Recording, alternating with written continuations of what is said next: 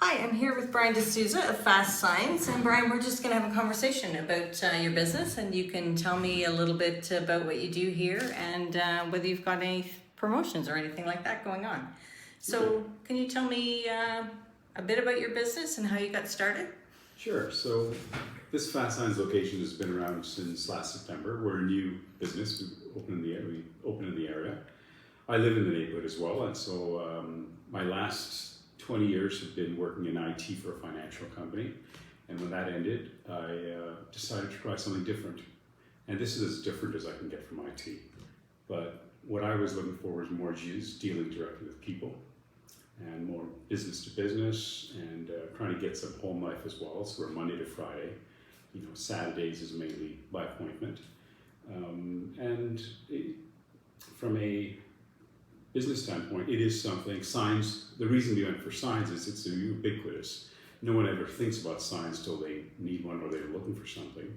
And it just seemed to click for my partner and I do have a partner. And we decided to try this as a new venture. Fast Signs has been around for quite a few years in the States and in Canada. So we decided this is a good franchise for us. It's not food related, which is something I was not aiming for. It is different. I wanted to use a lot of my soft skills. I like dealing with people directly. For me, it's all about just in my personal life. I enjoy dealing with companies that give me good customer service. The minute my sales complete, they haven't dropped me, so to speak. So the after sales service, dealing with people, that's more my motivation for this. I have two sons. They're university first and third year, so they're doing their thing. So I thought this would be a good way for me to just channel my energy into something new and different, rather than going back into a corporate environment and working within IT once again. And it's just a good change for me. So you and Claudia are brave guys. I mean, you started a business during a pandemic. Yeah, we did some research when I think in 2020 we started doing research, and we looked at a couple of different ventures, different businesses, and because of the pandemic, this is what we chose, because this is more this sort of business that can run through a pandemic. Signs are needed regardless, so that was a good thing. But it still is a bit of a risk. We're in our first year, so I'd like to be here 5 years from now, and this neighborhood is really changing. The Danforth's really gotten busy in the last 3-4 months, especially. But we do a lot of work downtown. A lot of downtown businesses. There's no Fast Signs down there, so they tend to be able to call the closest one to the core. We have quite a few local businesses we help out around here. I do some work with the hospital and some of the community centers that are in the neighborhood who need work. So, and just building those relationships, that's important to me more than anything. It's just to keeping clients happy. It's really a relationship business. Yeah. So what has been the most surprising thing about owning a business versus working in a corporate environment? Well, it's interesting is you ask that, because for me it's been the challenge of the minutiae, the hiring of people, things like that, the dealing with the health benefits, just those sort of things, the nitty gritty of just getting, we are HR, payroll, we are all those businesses. And to me, that's been an eye opener, but it's been it's rewarding, it's challenging, and we've got a great designer, we've got a good production guy,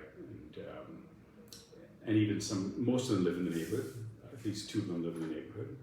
And it's been, for me, that's been the eye opener, is just dealing with all the additional admin pieces that we didn't have to before. I'd never thought about, but it hasn't been too crazy.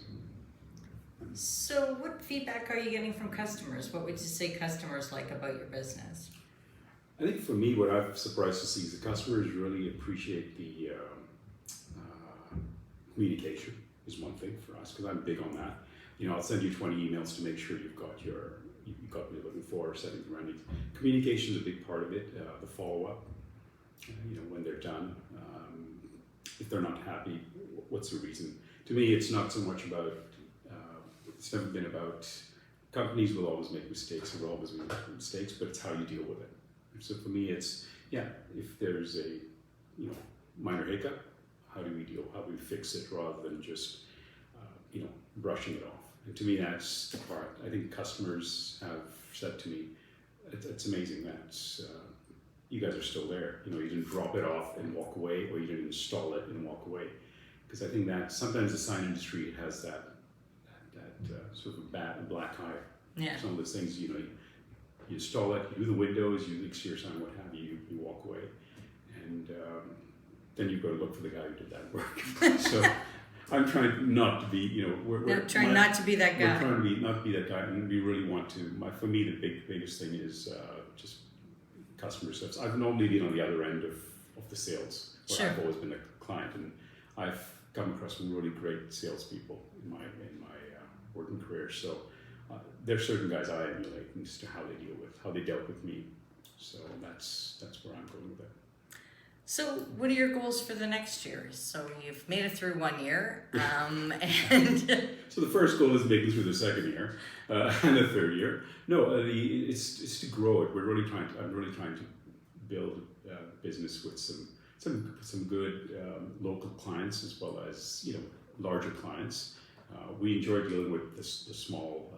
There's a lot of retail along the Danforth, Girard, Sure. the whole East York area. So in a sense, in addition to dealing with them, it's also dealing with some larger clients, with property managers. I like to grow the business in that respect. I've been fortunate enough to do some work with Michael Guerin, some of the work they do, and to me that's where I'd like to take it. Right, I lost my train of thought there for a second. No problem. So, do you live in this neighborhood as well? Oh yeah. We live close to the store, about 5 minutes, 10-minute walk from the store. That's so perfect. So it's walk to work. I can walk to work, and it's a good neighborhood. We've been here in the neighborhood now for about 13, 14 years. We lived downtown before that, and close to Riverside, Leslieville area, and we just moved out about 12, 13 years ago. And, so what drew you to the neighborhood when you were looking for somewhere to live? We just wanted something, for me it was very practical. I wanted a place a little bit larger, a little bit more of a backyard. Nothing huge, but it was more, we were outgrowing our old place. Yeah, sure. We were outgrowing our old place, the 2 kids, wife, and we're just outgrowing the old place. Look for a place that's slightly larger, still on the, we like being in the city. Right. We like being on the transit line. So where we are, the neighborhood is great. There's 2 subways and a GO train not far from us. So for us, it was that was a big draw. And the neighborhood. I've had friends who grew up in this neighborhood. So when we started looking for a little bit more of a family neighborhood, something that's more comfortable, and we're glad we made the move. Yeah, we love our neighbors. I love the neighborhood. Obviously, that's my thing. But it is interesting why different people arrive here. You are so close to retail, even though you're in a neighborhood where it's family oriented. Yeah, there's a lot of residential, so that's great. Yeah. So do you have any favorite businesses you want to give a shout out to while we do this interview? Any restaurants or? Well, actually, it's favorite. I'm trying to think. There's some good guys. Steve's been really good to us over at Carousel. He's been a great guy. I try different restaurants. I enjoy food. I tried a great one called the Aviator. Okay. On the Danforth. It's west of Coxwell. Right. Great food, great ambiance, and it's in terms of businesses. I think that's we just hit a lot of the locals. I hit my Sobeys, I hit the Metro, and they're just nice places. They're close. Yeah. Any particular ones? The Ellery Food Market is great. Down on. It's just west of. I've heard a lot of positive things about the Ellery. I've dealt with her. She's a really nice lady, and the name escapes me right now, but I know I dealt with her a bit, and it was good. So it's been good. So I enjoy it. One of the areas that I'm trying to talk about during these interviews is why it's important for people to shop locally and do their business locally. And do you have a view on that? Like, well, it's a fairly selfish one, yes. No, I mean, I'd appreciate, I think it's important to shop local. I've always been on this, I think my wife's tired of me saying this, because I've been on this matter personally from where we shop usually, avoiding big box stores as much as possible. I've always been a very big advocate of just shopping in where you live. It helps out. It helps out your businesses, helps out your neighbors, and we tend to do that. And I think that's important. It is always more convenient if you're a family to just get in the car, drive off to a big box store, and just get everything. But I think there's a whole supply chain piece that I think has come to the forefront during this pandemic, and is shopping the larger stores. I'm not going to name names because it's not its name, but you go to most of the larger stores. Most of their supply chain is always going from the cheapest place and bringing it here, and then selling it at the cheapest. And people do need a break. Price is always a factor, but I think that's to the detriment of this whole supply chain. Is where now you've moved all your factories overseas. The jobs that used to sustain businesses and people living in the cities and the towns within Ontario, say, have moved out because it's a whole trickle down effect. Once you start shopping really big stores and looking only price, eventually there's a factory that closes in Ontario because they just can't compete. And so that's, to me, is if price is a driving factor, that's fine for a lot of people. But for me, wherever I can, I try and make sure I shop locally, just so you share the wealth within the neighborhood and get those guys going. So that's what I love to see people have, just more pride in their neighborhood. So you're running your business and you live in the neighborhood. What do you do in your spare time? Oh, I don't have much spare time. I was about to say, almost every business owner I talk to goes, no. Well, we try and have spare time. I mean, I enjoy, my wife and I still enjoy traveling. We enjoy going out to restaurants. We love doing things with our boys. They still like to hang out with us, even though they have their own lives. But for me, traveling is just travel and just taking time off. And I think it's one of the reasons we chose a business that was not 24/7, 7 days a week.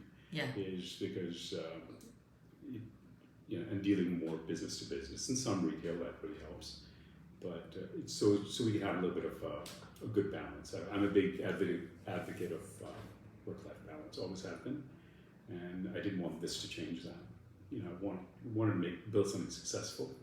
At the same time, still be able to say, okay, Sunday's my day, or Saturdays are a day if we don't have any special large appointments.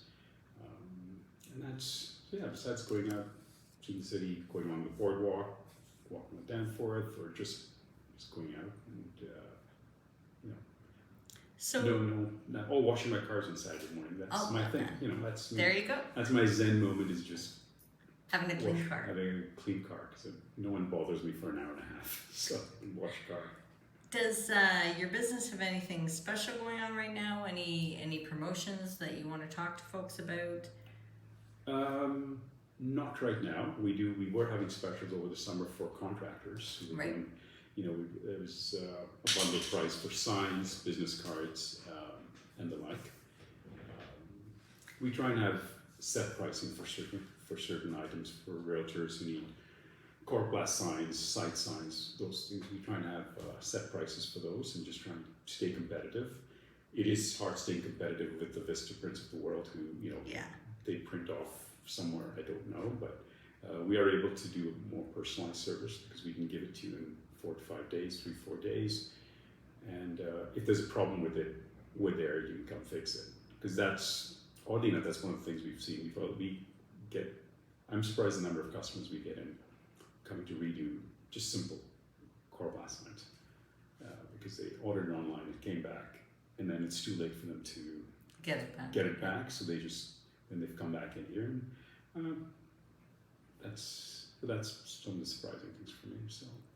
So what's the best way for customers to get in contact with you if they're interested in a sign project? So if they're interested in sign projects, we have our website, so you can go to fastsigns.com, and where we'll be the store nearest to your postcode. That's how they usually work. Right, We're in the okay. neighborhood.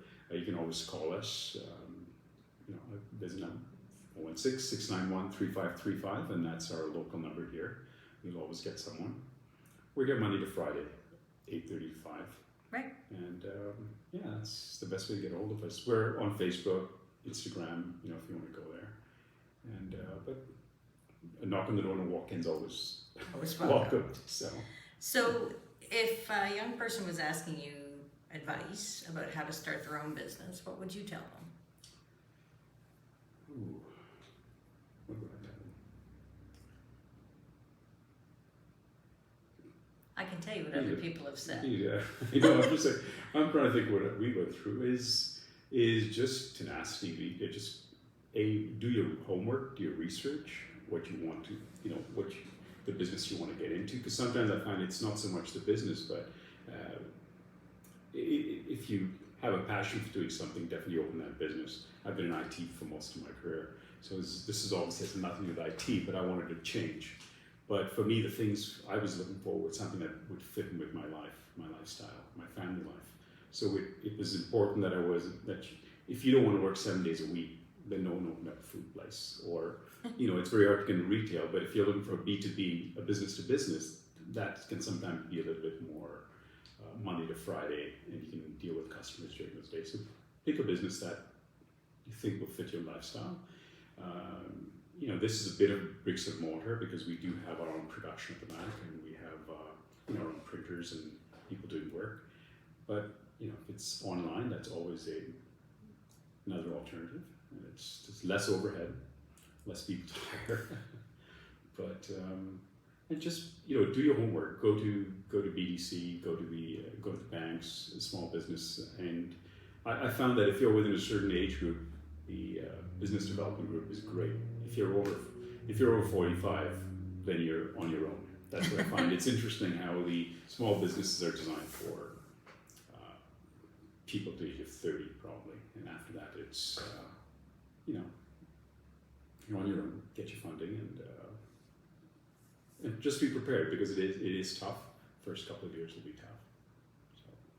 Well, I just want to thank you so much for talking with me and letting me know more about Fast Signs. Looks like a great business you've got going here, and I wish you all the luck you'll have in year number 2. Oh, thank you, and I appreciate your time, and let's see you in 2 years. Sounds great.